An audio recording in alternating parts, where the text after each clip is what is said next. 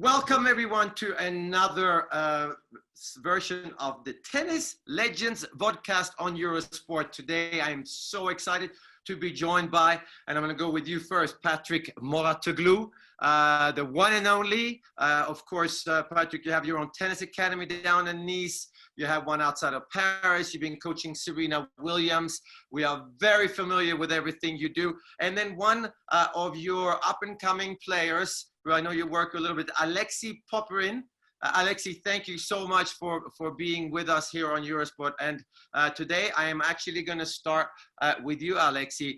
Tell me how things are going being a professional tennis player under these very weird times. How do you feel, and have you been able to play any tennis? Well, I think the first couple months were very, very difficult. I think they were difficult for everybody, you know. But then about a month ago, I started training once the UTS got announced. And you know, it's just I'm great right now. I'm living the dream. You know, playing UTS, won my first 2 matches. It's going really well now. So Patrick, obviously 1 week has gone in the Ultimate Tennis Showdown. What's the reactions? What's the feeling after the first weekend? Well, there was a lot of stress because everything was new and we put so much effort. We wanted to see how it would look like. On the paper, it looked great, but it's a different thing when it comes to reality. And I'm happy with the result. I think the players were excited to play. They did everything that we expected. They played 100%. They were so motivated to win.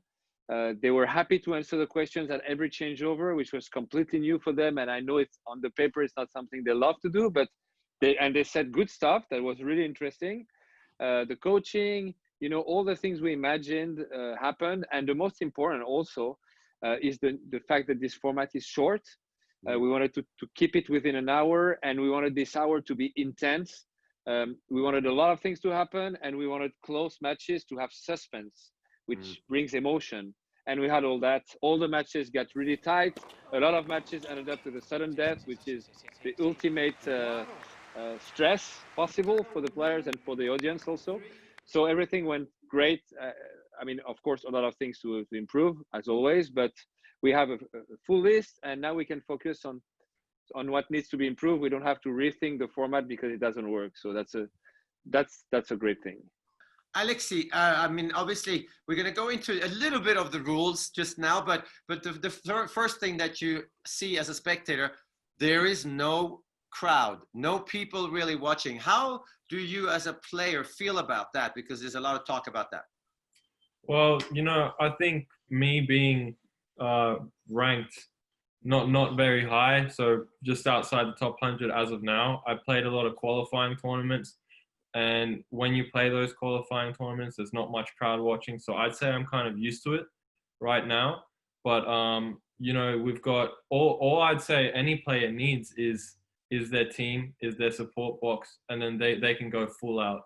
Their whole team, they have them behind their back, and they push them, and they can go full out and compete. And I think that's all we need as players. Fans are also, like, we play for the fans, we play for their cheering and for them also. But you know, in these times, it's impossible to have fans watching. So this is the next best thing, I'd say. What's the one rule that you would take? 15 seconds between points. What is the one thing you would bring from UTS onto the regular tour? I would say the 15 seconds between points. I think that will do wonders for the tour. You know, it'll keep everything shorter. It'll keep things more compact. There won't be such long delays in between points. You know, and what I realize is players, they stop going for the towel. They don't have a towel at the back when playing this format in UTS. So that really is difficult, and it's not what players are used to. And I think it's great though. I think it's really really fun, really quick paced, and I think that's what tennis needs. I think it's a bit too slow right now. Patrick, I've been listening to some interviews you've done about the Ultimate Tennis Showdown, and you talk a little bit about that tennis needs some personalities out there, and it used to be better before when John McEnroe, the likes of him, and Ilie Nastase. But what do you mean, really? What does tennis need that you think is not there at the moment? Yeah, first I'm on tour all year, so I'm in touch with the fans because they're around, and there is honestly not one day without a fan coming to me, at least sometimes several, telling me it was better before. And I always ask why, and the answer is always the same: because we had better personalities before. And I always answer that's not true, because I think we have great personalities, but they don't express themselves on the court the way they used to. That's a big difference.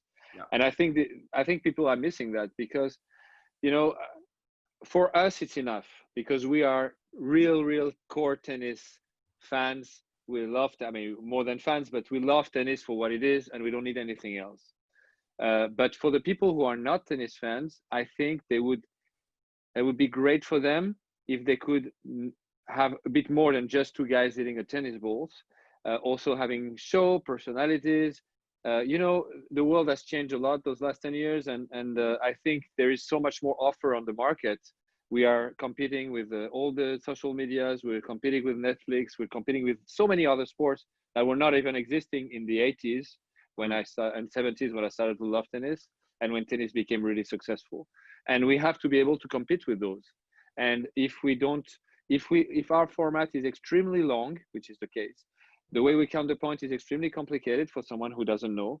And plus, you see two guys who are hitting tennis balls, but maybe between, let's say, 8 and 20% of the time. So that means that between 92% of the time and 80% of the times, they're doing nothing, nothing interesting. Walking, using their towels, choosing their balls, bouncing. That's a reality. And it's extremely difficult for someone who's not a fan to get into tennis, especially today where everything is so fast. The way people consume videos changed completely. We know on Facebook, the average time spent on a video is 8 seconds. All the TV shows are made with 20 seconds scenes, because otherwise they lose the attention of the people. So that's how it is. So I think it's interesting also to propose a different way to showcase tennis, that it's an easier entrance for people who don't know tennis. And I'm sure that if we succeed by bringing new people to tennis, it's gonna be great for the whole tennis industry, and those people can get into classical tennis also afterwards. Patrick, obviously, coaching is allowed. You're one of the most famous and accomplished coaches in tennis. How does every player agree with that? That's playing in the Ultimate Tennis Showdown. How does that work? I spent like 30 to 45 minutes with each of the players before they signed in to explain why we're doing that, what's the goal, explain the rules, and I wanted to make sure that they really felt extremely comfortable and excited to do it. Otherwise, I tell them, no problem. If you don't like it, I mean, zero problem for me, but I prefer to have players who like it and want to do it 100%. So, and honestly, everybody had explained the rules, and they were excited to try. They didn't know if they would love it or like it or dislike it, but they wanted to try, and it sounded fun and exciting. And they all use of course, the coaching. I mean, they don't choose to use the coaching. The coach hits the buzzer and decides and stops the match and decides that's the time that my player needs coaching. So I did it the other way compared to what exists on the WTA, where it's the player that calls the coach. Also, I want the coaches to enter the court with the player. I want to promote coaching and the coaches, because I think they're a big part of the success, or not, but of the players. They're working extremely hard all year long, sometimes in very difficult conditions. And I think they deserve more respect than what they have, because they are out of the court. I mean, they can watch, but they should shut up, and they're basically nobody in the tennis world. And I think it's a bit hard, and I don't think it's very fair. And in other sports, they're much more, they have more attention and more respect. And if I can help with that, I'm happy to do it. And I think also, and that's completely the idea of the format. I would say that classical tennis, you are outside and you're watching for outside. Actually, the camera is high and back on a very high position, and you look from outside. The idea of UTS is to see it from inside. So be inside the head of the player, because we interview him at every changeover to understand what he's going through emotionally, tactically, etc. And they gave a lot also, and that was very interesting. Be inside the relationship between the coach and the player, and understand more about how they work together, their story and their tactics throughout the coaching, but also some moments that we film. So that's being inside as much as possible. And of course, the camera is lower, and it's something that I wanted, and probably will go even lower, like as much as possible. At the level of the player, because that's where you realize how fast the game is. You see all the trajectories, you see the spin, etc., etc. Patrick, Black Lives Matter is actually a huge movement around the world, and I know you and the players are supporting it. Talk a little bit about what you think we can do as tennis fans, as tennis organizers, to promote equality around the world for men, women, and different cultures and minorities. I think it's a problem that exists forever, racism. But we're in 2020, and to be still where we are, I think it's a bit depressing. In some countries, of course, it's worse than others, but racism is still happening in every country, and I think that, you know, in the history there are some momentums, and I think this at the moment we are in that kind of momentum, when we, because of the terrible thing that happened lately in the US, which actually happened quite often, but I don't know why. At the moment there is a movement, and I feel that it's our responsibility to support it as much as we can, because we can make a difference. We have fans, we as personalities, or we throughout organizations, we have exposure, and I think that all the people that want to stand against racism have a responsibility. And if we don't do anything, in a way we're saying something also. We're saying we don't care, or we don't want to be involved. I don't think it's a good thing not to be involved, because it's about humans. It's about who we are, all of us, and it's easy to stay back and not to be involved when you're not personally touched, but you have to also think about others that are not in the same situation as us and have to suffer from it. And we have to realize that even 30, 40 years ago, it was still unbelievable. In the US, I was having lunch with the father of Coco in Delray Beach, when they are from, and he was telling me, you see this street here? When I was a kid, and he's not that old, he's my age. I mean, it's old, but not that old. He was saying, you see this street? When I was a kid, I was not allowed to cross that street because I was black, and that was the line. This was in Florida, like 30 years ago.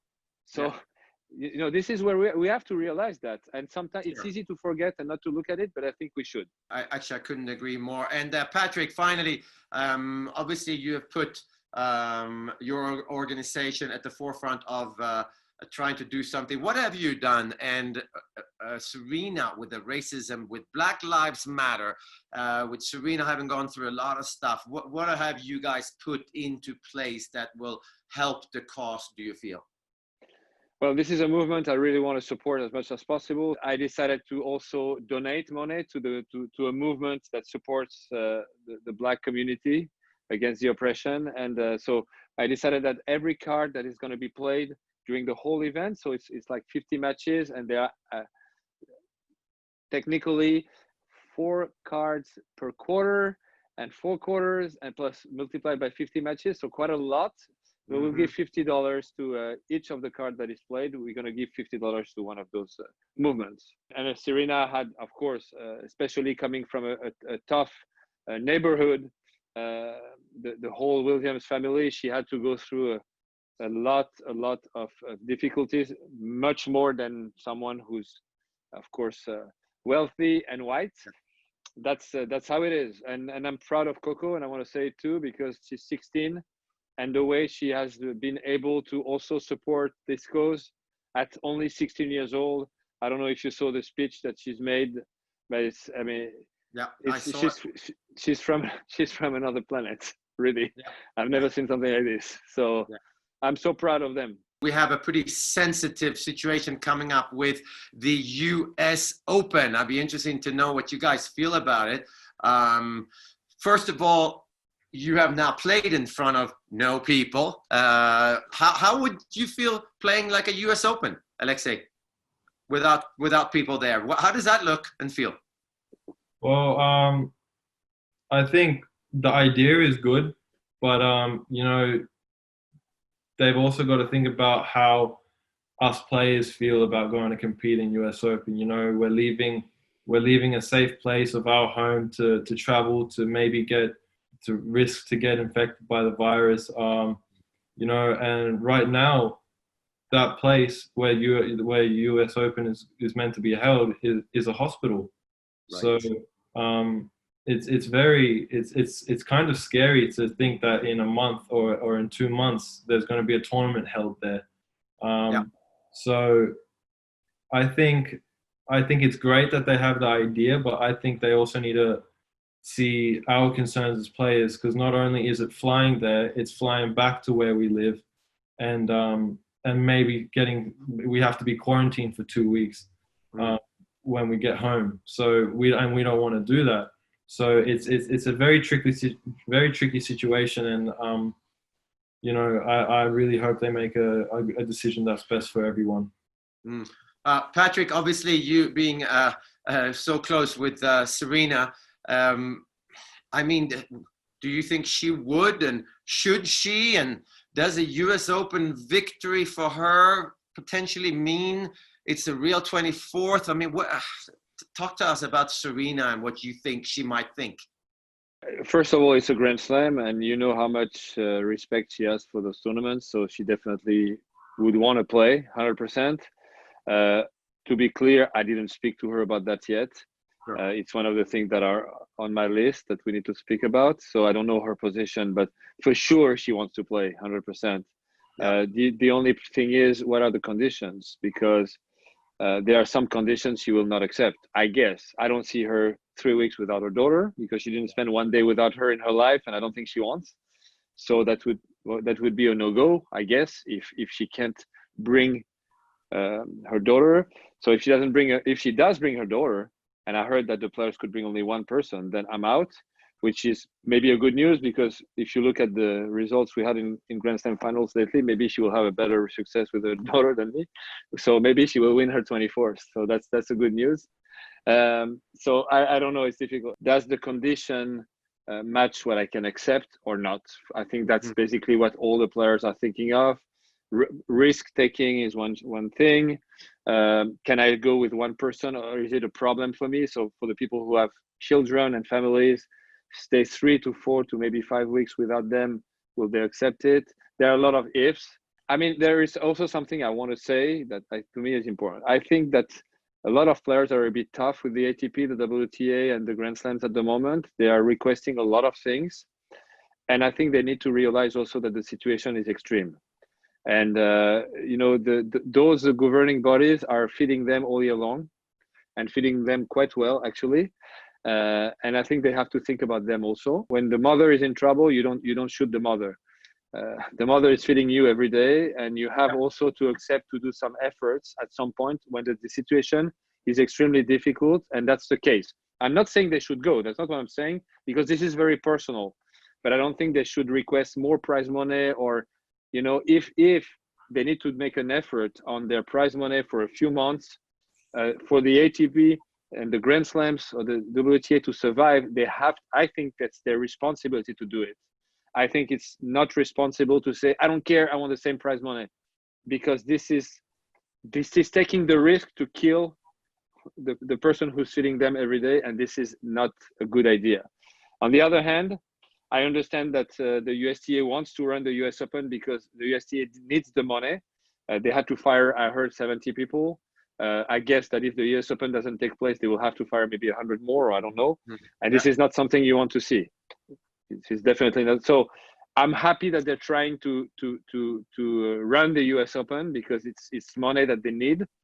I just hope that it's not going to look too bad, because it's a Grand Slam. It's the history of our sport. And I don't want to see a US Open which doesn't look like a Grand Slam, because no crowd, because no players, because all the top guys will not, or women won't go. I hope there is no quarantine when you get there, because I can't imagine players being 14 days in a hotel room just before playing a Grand Slam in 5 sets. This wouldn't look good, etc. Et so a lot of questions. So it's extremely difficult to answer what should be done. I think everybody's trying to do the best to make the best to take the best decision in that extreme situation. Yeah. Alexei, talking about that, because obviously there's been a lot of talk about some of the best players, they're traveling with 4, 5, 6 people in their team, and suddenly should they not come? I mean, nobody is going to be at their best because we haven't played any matches. For that reason, should we, do you think, go out and play, even if you can only bring one coach with you or one staff? Alexei, how do you feel playing a US Open while maybe not being at 100%? Because I don't think anyone is. Most of my career, I've traveled with just one person, and that's my mom. So I can say that I'm used to traveling with one person. For the last 2 years, I've been traveling with 2 people. So my mom and a coach. So, and just this year we wanted to bring on a fitness coach, and then the virus happened and the tour got shut down, so we couldn't. But, you know, I personally will be able to play with one team member coming. But for me, it's just the risk factors taking, you know, flying there, flying back, getting quarantined, all that stuff. It's kind of scary, you know. This virus is the real, it's a real thing, and it's not, I don't think it's dying anytime soon. So I think people have to be very, very vigilant with this, and that's what I'm being. And if that means missing out the US Open, then I will.